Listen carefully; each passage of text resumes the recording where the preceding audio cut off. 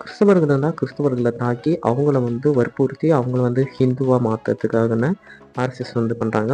அவங்களுக்கு தேவையான அடிப்படை வசதிகள் மற்றும் எல்லா வசதிகளும் வந்து பார்த்திங்கன்னா இந்த ஆர்எஸ்எஸ் அமைப்பு வந்து அவங்களுக்கு வந்து செஞ்சு கொடுக்குறேன். அதனால் வந்து நீங்கள் வந்து ஹிந்துவாக மாறிக்கோங்க, உங்களுக்கான எல்லா வேலையிலேருந்து எல்லா சலுகைகள் எல்லாமே வந்து பார்த்திங்கன்னா இந்த ஆர்எஸ்எஸ் அமைப்பு வந்து பார்த்திங்கன்னா அவங்களுக்கு வந்து எல்லா விஷயங்களும் வந்து பண்ணி கொடுக்கும்.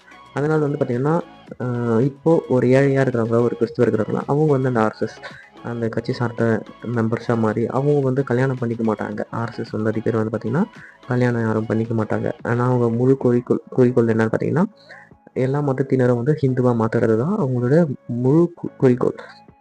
கிறிஸ்தவர்கள் வந்து மதம் மாற்றுறது வந்து பார்த்திங்கன்னா ஏதோ நீ தப்பு செய்கிறவனை வந்து திருத்துறதுக்கு தான் வந்து பார்த்திங்கன்னா கிறிஸ்தவர்கள் வந்து பண்ணுறாங்க. ஓகேவா? இப்போ வந்து நீ போய் குடி அப்படின்ற வந்து எந்த ஒரு கிறிஸ்தவனும் சொல்கிறது இல்லை. அதை வந்து தடுக்கிறது தான் கிறிஸ்தவன். ஓகேவா? இப்போ வந்து அரசாங்கத்தில் வந்து பார்த்திங்கன்னா ஹிந்துஸினர் தான் இருக்கிறாங்க. கிறிஸ்தவர்கள் வந்து எந்த ஒரு அரசியல் எந்த ஒரு பாலிட்டிக்ஸ்லையும் வந்து இருக்கிறது இல்லை. ஓகே, அப்படி இருந்தாலும் அந்த ஹிந்து மதத்தினர் அதிக பேர் இருக்கிற வந்து கிறிஸ்தவ சார்ந்த மதத்தினரை வந்து ஒடுக்கி அவங்கள வந்து அந்த கட்சி சார்ந்த விஷயத்துலேருந்து வந்து பார்த்திங்கன்னா நீக்கிடுறாங்க. அப்போது கிறிஸ்தவர்களுக்கான ஒரு முன்னுரிமை எதுவுமே கிடைக்க மாட்டேங்குது.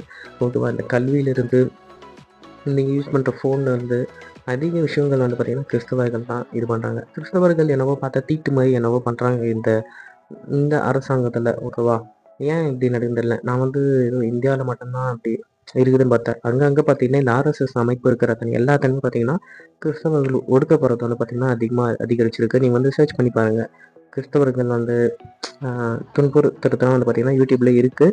சில வீடியோஸ் வந்து நீக்கப்படுது. அது வந்து அந்த ஆர்எஸ்எஸ் மூலியமாகவே வந்து பார்த்திங்கன்னா அந்த வீடியோஸ்லாம் வந்து நீக்கப்படுது. ஓகேவா? நம்ம பேசுகிற மாதிரி அந்த வீடியோ கூட எதனா வந்து தப்பான முறையில் நம்ம ஆர்எஸ்எஸ் பற்றி நம்ம பேசுகிறோம், அந்த வீடியோ வந்து நீக்கப்படும்.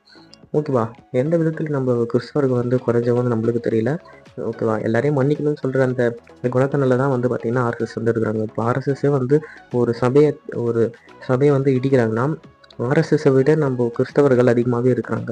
ஒன்று சேர்ந்தால் எதுவும் பண்ண முடியாது. ஆனாலும் வந்து கிறிஸ்தவர்கள் வந்து அந்த இதுவில் வந்து ஈடுபாடு இல்லை. கிறிஸ்தவர்கள் வந்து எங்கள் பைபிள் படி வந்து நாங்கள் வந்து எதிர்க்கிறது இல்லை. ஓகேவா? மன்னிக்கிற குணத்தை இருக்கிறதுனால தான் மட்டும்தான் இந்த மாதிரி வந்து இந்து மதத்தினர் தான் வந்து பார்த்திங்கன்னா கிறிஸ்தவர்களை தாக்குறது வந்து அதிகரிச்சிருக்கு.